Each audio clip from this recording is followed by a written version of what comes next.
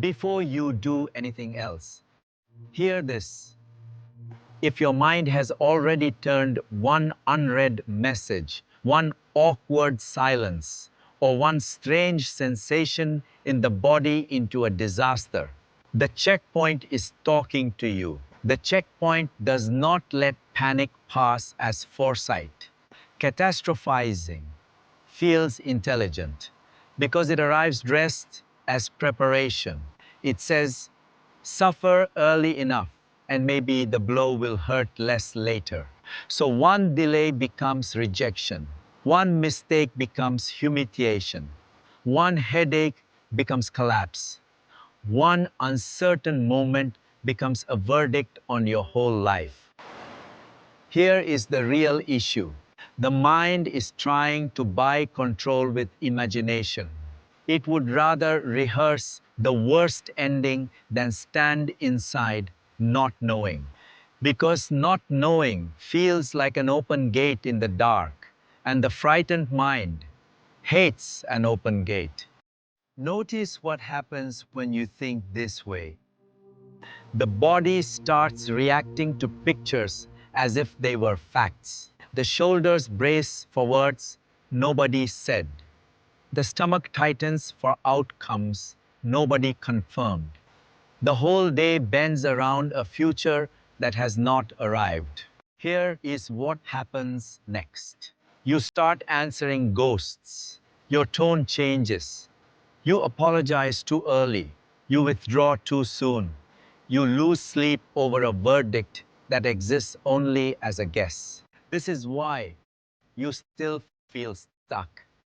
The disaster does not have to happen to organize your life.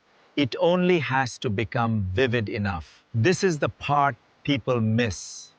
Some catastrophizing is not drama.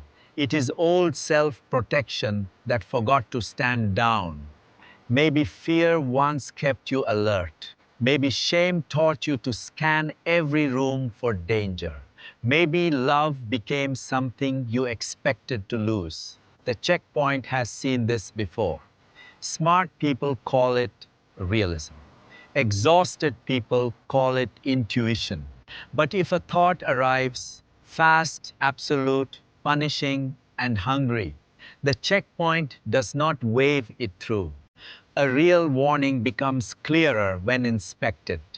A false warning becomes louder. That is why this matters. Now, pay attention to this. What is the fact? What is the story your fear added? What is the next real action available before this hour ends? If there is an action, take that action. If there is no action, stop feeding the movie. Return to the room. Return to the breath.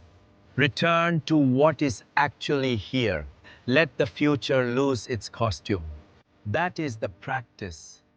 One fact, one fear, one next step. The checkpoint is not asking you to be naive. The checkpoint is refusing to hand your nervous system a verdict before the evidence arrives.